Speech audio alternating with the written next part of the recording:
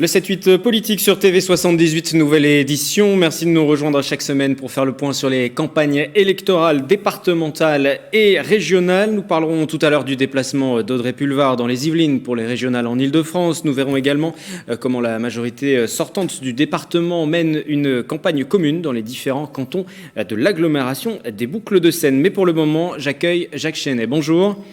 Bonjour à tous. Vous êtes à la tête du PS dans les Yvelines, également candidat aux élections départementales dans le canton de Chatou, candidat avec Amina Kasmi, puisque c'est un binôme. Je le rappelle, nous votons pour des binômes aux élections départementales. Sur votre canton, celui de Chatou, le candidat sortant, de la majorité sortante, ne se représente pas. Est-ce que déjà vous pensez qu'il y a là l'occasion de permettre une bascule de ce département ? De ce canton, pardon, au sein de ce département, j'aimerais bien, je vous avoue sincèrement, ça rendrait service à une grande partie de la population des Yvelines, mais j'ai quand même quelques doutes. On ne peut pas non plus être trop ambitieux. Alors, sur le canton. Mais sur le canton, écoutez, c'est extrêmement rare qu'on se présente sans avoir la volonté de gagner, à vrai dire. Donc notre ambition est d'être en tous les cas au second tour, ce qui était arrivé d'ailleurs la dernière fois. Et malheureusement, nous sommes dans une situation à peu près identique à celle d'il y a 6 ans, puisque il y a de nouveau 4 listes. Enfin, la dernière fois, il y en avait 5. Mais cette fois-ci, nous avons appris. Vous n'avez pas réussi, et c'est peut-être qu'on retrouve aussi l'intérieur du département, si on élargit un petit peu, à faire une union de toutes les forces de gauche dans l'ensemble des cantons. Et ça, vous le déplorez ?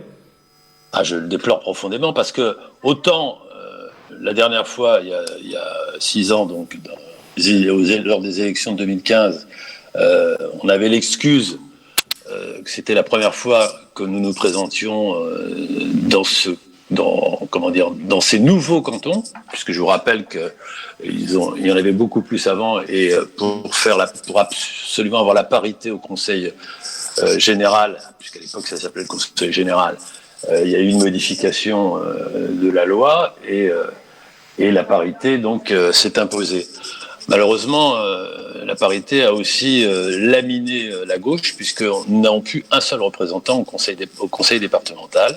Nouveau nom du conseil général, je le précise pour ceux qui sont pas proches des problèmes politiques et qui peuvent mélanger tout. Donc ça veut dire qu'aujourd'hui, il n'y a pas d'opposition réelle au sein du conseil départemental. Il n'y a pas non plus, comment dirais-je, de vision. C'est pas tellement forcément de s'opposer qui compte, c'est d'être conscient des problèmes qui se posent à notre département d'une façon précise. Alors justement, sur les problématiques et sur votre programme sur le canton de Chatou, peut-être plus spécifiquement, et puis plus globalement sur l'ensemble du département, quelles sont les priorités que le Parti socialiste porte à travers ses candidatures, qu'elles soient d'union ou pas ? Voilà. Alors, nous, d'abord, on a un truc très simple, mais qui vient d'être satisfait, puisque manifestement, Pierre Bédier vient de changer d'avis sur la fusion entre les départements des Hauts-de-Seine et des Yvelines. Pendant 6 ans, il a maintenu cette option bizarre qu'il n'avait pas du tout expliquée et présentée avec son sigle, son parti local. J'exagère, mais enfin bref, la droite n'avait pas défendu cette idée de fusion. Mais ce qui est né dans la tête de Pierre Bédier, manifestement, a été soutenu, à part quelques exceptions, il faut bien l'avouer, mais a été soutenu par l'ensemble de la majorité, alors qu'eux-mêmes n'étaient sans doute pas au courant lorsqu'ils se sont présentés.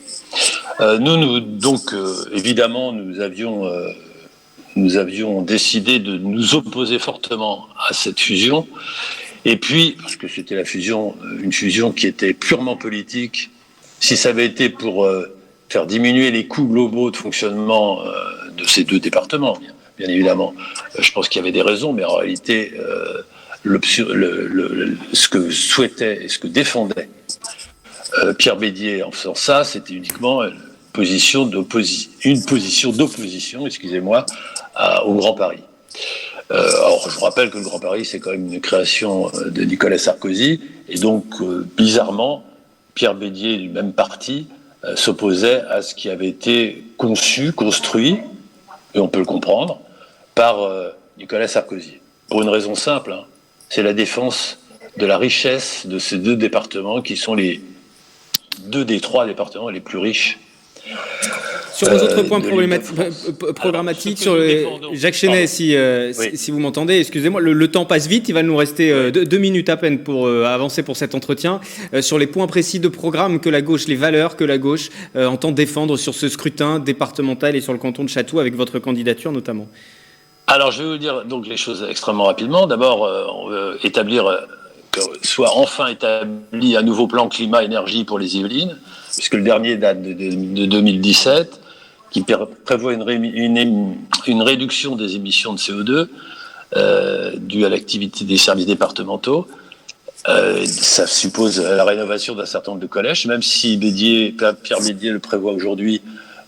C'est une prévision extrêmement limitée, puisqu'il ne prévoit que 15 sur la centaine plus d'une centaine de collèges qu'il y a dans le département.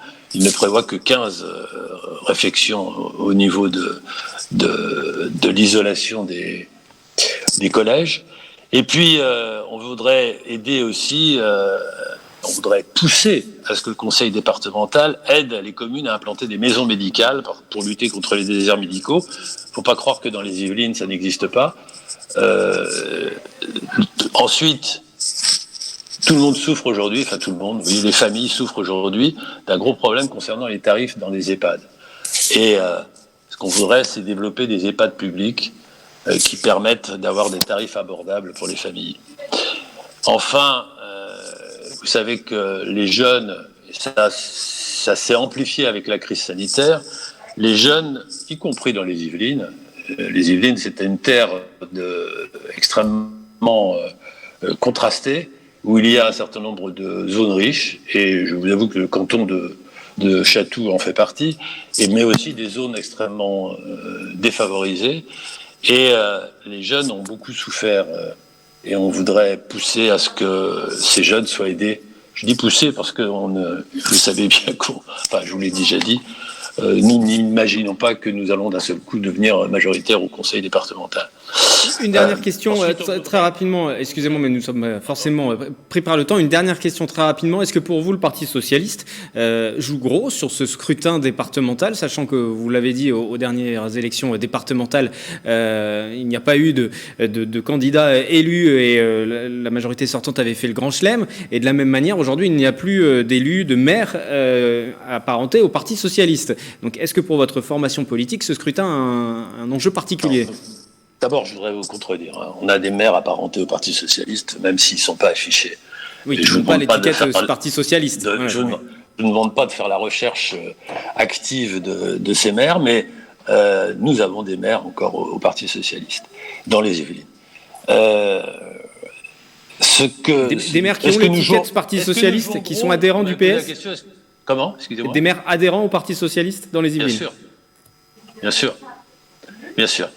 Mais quand on est dans une situation, le Parti Socialiste, vous savez bien, est dans une situation de reconstruction, aussi bien idéologique d'ailleurs que politiquement en termes d'élus, et particulièrement dans les Yvelines. Alors nous, dans les Yvelines, ce qu'on joue, c'est d'avoir un certain nombre d'élus au conseil départemental pour que Pierre Bédier, qui a des méthodes que nous condamnons et qu'une partie de la droite sans doute condamne, je n'imagine pas qu'il puisse soutenir tout ce que fait Pierre Bédier, en particulier dans le Mantois. Nous souhaitons pouvoir au moins surveiller, dénoncer les pratiques et la soumission des élus de cet épi bizarrement qui indique plutôt un système politique assez particulier propre aux Yvelines que réellement un parti politique. Merci Jacques Chenet d'avoir été avec nous pour cet échange dans le cadre du 7-8 politique. Je rappelle que vous êtes responsable du Parti Socialiste dans le département et que vous êtes aussi candidat à Chatou en binôme avec Amina Kasmi. Merci à vous. Nous continuons cette émission avec une autre formation politique, celle d'Europe Écologie Les Verts, après une vague verte historique lors des dernières municipales. Comment la section yvelinoise aborde ce scrutin? Réponse avec ce reportage de Bixente Merien Santi-Stéban. Pour ces élections départementales, Europe Écologie Les Verts Yvelines a choisi sa stratégie. Les 8 groupes locaux ont remonté à l'instance départementale leurs souhaits pour les différents cantons afin d'adapter leur candidature. On n'a pas opté pour avoir une stratégie départementale comme certains départements comme le 93. On a opté pour avoir une stratégie variable en fonction des configurations. Donc il y a 6 cantons qui partent en autonomie, Europe Écologie Les Verts, sans autres partenaires. On a des cantons qui partent avec uniquement Génération S, c'est-à-dire des élections qui sont sur ce qu'on appelle le pôle écolo. D'autres candidats partent avec le Parti communiste ou le Parti socialiste. Certains ont également formé une alliance de la gauche. Exemple à Trappes où EELV s'est allié aux 5 autres partis de la gauche, Génération S, le Parti communiste français, la France insoumise, le Parti socialiste et Nouvelle Donne. À mon sens, c'est essentiel d'avoir une alliance parce que ça montre, je dirais, le travail en commun et la même volonté. Et quand on a ces mêmes idées, ces mêmes valeurs, il faut les porter ensemble plus que de vouloir opposer les candidatures et diviser les électeurs. Des discussions avec les autres partis qui n'ont pas toujours abouti. Mais pour tous les cantons, l'objectif reste le même, avoir un maximum de candidats élus. Notre objectif, c'est d'en avoir plusieurs et localement, chacun a estimé qu'il avait choisi la meilleure stratégie possible. Après, il y a eu des négociations départementales au niveau des partis de gauche et des partis écologistes.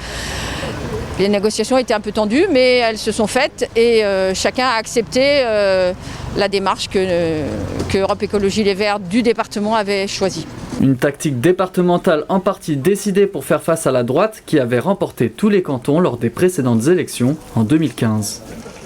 Et du côté de la majorité sortante de droite, on a décidé de mener une campagne conjointe à travers plusieurs cantons. Les binômes candidats sur l'agglomération des Boucles de Seine veulent convaincre les électeurs de l'importance de défendre sous une même bannière leurs intérêts. Astrid Bergère pour ce sujet.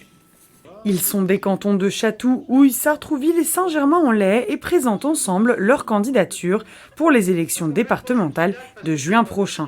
4 binômes de la majorité de la communauté d'agglomération Saint-Germain-Boucles de Seine. On travaille au quotidien à travers l'agglomération sur les différents sujets qui comptent pour nos habitants, réciproques, et en même temps, finalement, le socle, l'acteur départemental vient de façon naturelle compléter cette palette de partenaires et d'institutions et de collectivités qui viennent travailler ensemble au service des projets de territoire qui sont essentiels pour nos habitants. Pas d'étiquette politique, mais leur candidature s'inscrit dans la majorité départementale. L'objectif de ces élus, compléter la force de leur commune avec celle du département. Le département est, avec la région, comme on l'a rappelé, le premier ou l'un des premiers partenaires financiers des communes et que nous avons été élus les uns et les autres dans nos communes respectives il y a un peu plus d'1 an sur la base d'un projet et que si nous voulons réaliser ce projet, il nous faut aussi le partenariat, l'aide, les financements du département bien sûr et de la région. Ils veulent donc faire du département un partenaire privilégié pour soutenir les projets locaux. L'enjeu, préserver le cadre de vie du territoire. Mon cœur bat pour tout ce qui est patrimoine culturel et naturel et je sais combien c'est important dans nos communes et au sein du département des Yvelines. Et je voudrais apporter ma pierre à l'édifice et contribuer à mettre en place de nouveaux projets pour mettre en valeur ce patrimoine, pour le préserver. Le but est aussi de défendre des idées qui ont un impact sur le quotidien des administrés, par exemple. Il y a les politiques que nous mettons en œuvre au niveau des seniors. C'est une compétence importante du département et vous savez que c'est un enjeu majeur, on parle beaucoup d'EHPAD, mais on pourrait parler beaucoup plus du maintien à domicile et des aménagements qui peuvent être mis en place pour favoriser le maintien à domicile. Des politiques donc autour des seniors, mais aussi de la jeunesse. Et les candidats revendiquent un projet autour de la solidarité. C'est un projet solidaire, c'est un projet environnemental, c'est un projet tourné vers l'avenir. Et c'est en même temps un projet respectueux du cadre dans lequel nous vivons et que nous ont légué les générations précédentes. Actuellement, la droite dispose de la totalité des sièges au sein du département. Les élus espèrent réaliser un nouveau grand chelem. Le scrutin départemental se déroulera donc les 20 et 27 juin, 21 cantons dans les Yvelines et plus d'une cinquantaine de binômes candidats. Si vous ne maîtrisez pas bien justement encore la façon dont se déroulera cette élection, les explications avec Éléonore Sinoquet. Les élections départementales sont organisées tous les 6 ans selon un scrutin majoritaire binominal à 2 tours. Ça veut dire qu'on vote pour un binôme, un homme et une femme, ainsi que leurs suppléants, et non pas pour une liste. Ce binôme et ses suppléants représentent un canton, c'est-à-dire un regroupement de communes dont le chef-lieu est la plus grande ville généralement. Par exemple, le canton de Mantes-la-Jolie regroupe 5 communes et son chef-lieu est Mantes-la-Jolie. Les habitants de Mantes-la-Jolie et des 4 autres communes voteront donc pour un binôme se présentant dans ce canton et uniquement dans ce canton. Dans les Yvelines, il existe 21 cantons, donc 21 binômes candidats au poste de conseillers départementaux. Pour être élus dès le premier tour, qui aura lieu le 20 juin prochain, les binômes doivent obtenir la majorité absolue des suffrages exprimés. En clair, 50% des voix plus une voix de l'ensemble des personnes votantes. Il faut aussi que le nombre de suffrages soit au moins égal à un quart des électeurs inscrits sur le canton. Si un second tour est nécessaire, il faut que les binômes aient obtenu au moins 12,5% du nombre d'électeurs inscrits dans le canton. Si un seul binôme de candidats remplit cette condition, le binôme ayant obtenu le plus grand nombre de suffrages après lui peut se maintenir. Si aucun binôme ne remplit cette condition, seuls les 2 premiers peuvent se maintenir au second tour. Les autres binômes, eux, sont éliminés. Le second tour aura lieu, lui, le 27 juin 2021 et là, la majorité relative suffit. Dernière particularité, en cas d'égalité des suffrages, l'élection est acquise au binôme qui comporte le candidat le plus âgé. Nous parlons à présent des régionales pour ce 7-8 politique et cette candidature de gauche portée par Audrey Pulvar en Île-de-France, en pleine polémique avec le ministre de l'Intérieur. On en oublierait presque que la campagne se poursuit sur le terrain des idées. C'est dans les Yvelines, il y a quelques jours, qu'elle est ainsi revenue sur l'une de ses mesures phares, l'une de ses propositions phares concernant les transports. Reportage réalisé avec les images de nos confrères de Radio Sensation. Le président de l'agglomération de Saint-Quentin en Yvelines en maître d'hôte. Ce 22 mai, Jean-Michel Fourgousse, républicain, présentait à Audrey Pulvar, socialiste, le dispositif en place depuis plusieurs mois au sein du Vélodrome national situé à Montigny-le-Bretonneux. Ici, plus de 130 000 personnes ont été vaccinées contre la Covid-19. Moi, je suis un élu républicain et bien entendu, c'est de voir tous les gens qui participent à la vie politique. Donc, c'est un rôle de chaque élu, bien entendu, de montrer qu'on écoute tout le monde et qu'on rencontre et qu'on montre, bien sûr, ce qui marche à tous les élus. Dans les allées du Vélodrome, Audrey Pulvar a ainsi rencontré médecins, infirmiers, en souhaitant une accélération du calendrier vaccinal. Je me réjouis qu'une grande partie des adultes franciliennes et franciliens puissent soit déjà vaccinés, soit en cours de vaccination. Et je crois que maintenant, l'urgence, ça va être d'ouvrir la vaccination aux 16-18 ans. Un peu plus tôt dans la journée, la délégation de la candidate à la présidence de la région s'est aussi rendue à Mantes-la-Jolie pour évoquer cette fois-ci les transports et sa proposition phare, la gratuité pour tous. La problématique principale sur le département, c'est avant tout d'être sur un renforcement en fait des transports qui crée une inégalité au sein de notre territoire. On sait très bien que nous avons aussi bien des territoires ruraux que des territoires urbains assez denses, que les gens ont du mal à se déplacer. Une visite dans les Yvelines, somme toute assez calme. Quelques heures plus tard débutait une autre séquence, hautement plus polémique. Le ministre de l'Intérieur entendant déposer plainte contre Audrey Pulvar, l'accusant de diffamer la police. Cette dernière entendant bien lui rendre l'appareil en l'attaquant pour dénonciation calomnieuse. Une rencontre entre les deux protagonistes pourrait avoir lieu pour calmer la situation à moins d'un mois du scrutin régional. Merci de nous avoir suivis sur TV 78 pour ce 7-8 politique. On se retrouve la semaine prochaine. D'ici là, replay des émissions, des reportages et des interviews sont à retrouver sur notre site internet.